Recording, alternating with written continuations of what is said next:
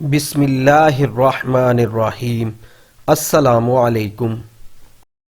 فرعون کی ممی کا باریک بینی سے معائنہ کرنے والا سائنسدان پکار اٹھا، اللہ سچا ہے، قرآن سچا ہے اور اللہ کا نبی حضرت محمد صلی اللہ علیہ وسلم سچا ہے۔ 1891 عیسوی سے پہلے اس دنیا کا کوئی انسان نہیں جانتا تھا کہ خدائی کا دعویٰ کرنے والے فرعونوں کی لاشوں کا کیا ہوا تھا، یا ان کی باقیات کہاں ہیں، یا کہیں ہیں بھی یا نہیں۔ الہامی کتابوں تورات، بائبل اور قرآن پاک میں اس واقعے کا ذکر تفصیل سے ملتا تھا کہ حضرت موسیٰ علیہ السلام اور بنی اسرائیل قوم کا پیچھا کرتا ہوا فرعون پانی میں غرق ہو کر اپنی فوج سمیت مر گیا تھا، جبکہ حضرت موسیٰ علیہ السلام اور ان کی قوم کو پانی نے اللہ کے حکم سے گزرنے کا راستہ دے دیا تھا۔ اس کے بعد اس کا کیا ہوا تھا، اس بارے میں بائبل اور تورات خاموش ہیں، لیکن قرآن پاک میں اس کے انجام کے بارے میں ایک بہت ہی عجیب بات کہی گئی تھی جس کی کسی کو سمجھ نہیں تھی کہ اس کا مطلب کیا ہے۔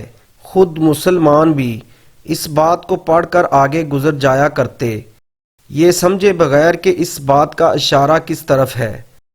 سورہ یونس میں فرعون کے مرنے کے بعد اس کا انجام کچھ اس طرح فرمایا گیا تھا، پس ہم تیرے بدن کو سمندر سے نکال کر محفوظ کر لیں گے تاکہ تو بعد میں آنے والوں کے لیے عبرت بن جائے۔ سورہ یونس آیت نمبر 92۔ یہ واقعہ آج سے 3500 سال پہلے پیش آیا تھا۔ فرعون کے ڈوب کر مرنے کے بعد سمندر نے اس کی لاش کو اللہ کے حکم سے باہر پھینک دیا، جبکہ باقی لشکر کا کوئی نام و نشان نہ ملا۔ مصریوں میں سے کسی شخص نے ساحل پر پڑی اس کی لاش پہچان کر اہل دربار کو بتایا۔ فرعون کی لاش کو محل پہنچایا گیا۔ درباریوں نے مسالے لگا کر اسے پوری شان اور احترام سے تابوت میں رکھ کر محفوظ کر دیا۔ حنوط کرنے کے عمل کے دوران ان سے ایک غلطی ہو گئی۔ فرعون کیونکہ سمندر میں ڈوب کر مرا تھا اور مرنے کے بعد کچھ عرصہ تک پانی میں رہنے کی وجہ سے اس کے جسم پر سمندری نمکیات کی ایک تہ جمی رہ گئی تھی۔ مصریوں نے اس کی لاش پر نمکیات کی وہ تہ اسی طرح رہنے دی اور اسے اسی طرح حنوط کر دیا۔ وقت گزرتا رہا، زمین و آسمان نے بہت سے انقلاب دیکھے جن کی گرد کے نیچے سب کچھ چھپ گیا، حتیٰ کہ فرعونوں کی حنوط شدہ لاشیں بھی زمین کی تہوں میں چھپ گئیں۔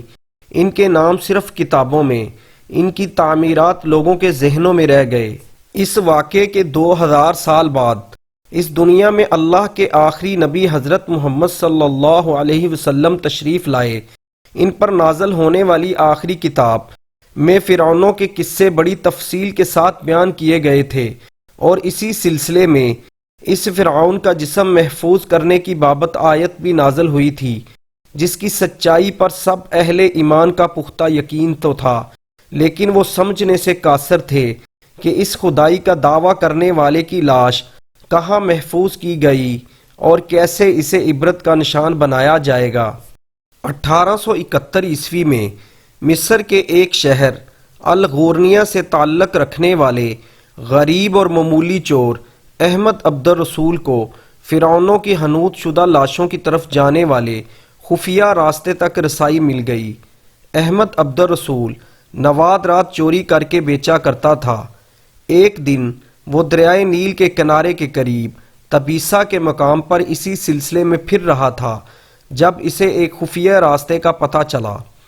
وہاں وہ نوادرات کی چوری کے لیے جگہ کھود رہا تھا کہ اسی دوران اسے کچھ لوگوں نے پکڑ لیا اور پولیس کے حوالے کر دیا۔ وہ جس جگہ کو کھود رہا تھا وہاں سے ملنے والے راستے کی جب مسلسل کھدائی کی گئی تو دوسری ممیوں کے ساتھ اسی غرق ہونے والے فرعون کی لاش بھی مل گئی۔ اس کے کفن پر سینے کے مقام پر اس کا نام لکھا ہوا تھا۔ ان ممیوں کو ماہرین قاہرہ لے گئے۔ جب ان ممیوں کا تفصیل سے جائزہ لیا گیا تو فرعون والی ممی پر جمی نمکیات کی تہ سے تصدیق ہو گئی کہ یہ وہی فرعون ہے جسے اللہ نے پانی میں غرق کر کے بدترین انجام سے ہمکنار کیا تھا۔ یہ بہت بڑا واقعہ تھا۔ اس کی تصدیق کے لیے دنیا بھر کے ماہرین آثار قدیمہ اور سائنسدان مصر کی طرف امٹ پڑے۔ مختلف سائنسی ٹیسٹ کرنے کے بعد دنیا بھر کے سائنسدانوں نے تصدیق کر دی کہ دوسری سب لاشوں کی نسبت صرف فرعون کی لاش پر ہی سمندری نمکیات کی تہ جمی ہوئی تھی۔ اس تصدیق کے بعد اسے فرعون کی لاش قرار دے کر عجائب گھر میں محفوظ کر دیا گیا۔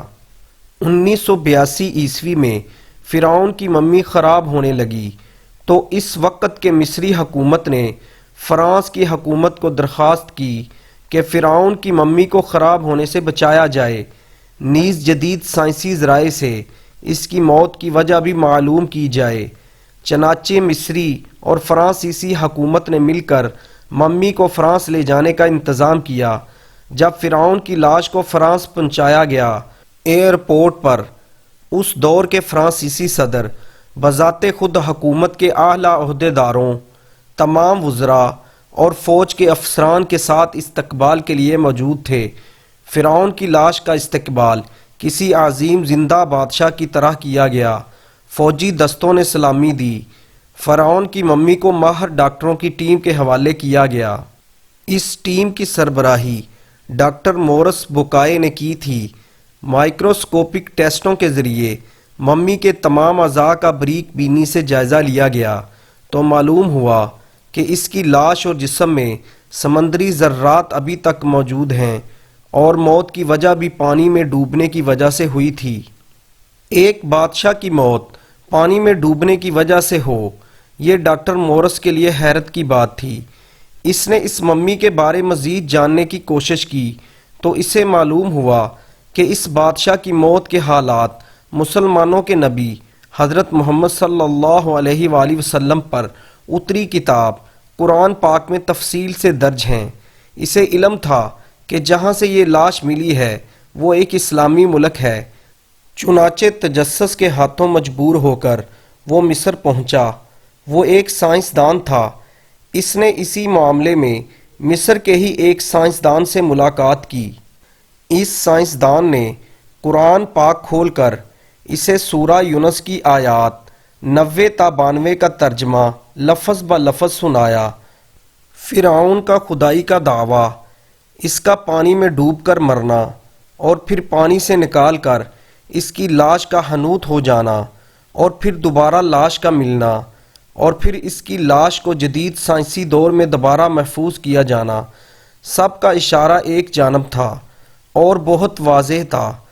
تجھے بعد میں آنے والوں کے لیے عبرت کا نشان بنا دوں گا۔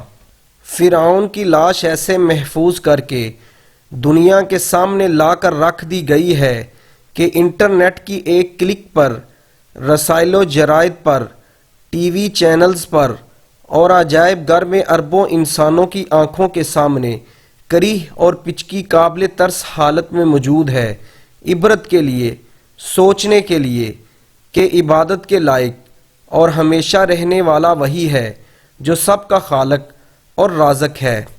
ڈاکٹر مورس نے آیات کا ترجمہ سنا تو اسی وقت پکار اٹھا، اللہ سچا ہے، قرآن سچا ہے اور اللہ کا نبی حضرت محمد صلی اللہ علیہ وسلم سچا ہے۔ کلمہ پڑھا اور مسلمان ہو گیا۔ امید ہے دوستو آپ کو ہماری یہ ویڈیو پسند آئی ہوگی۔ ویڈیو دیکھنے کا بہت بہت شکریہ۔ اللہ حافظ۔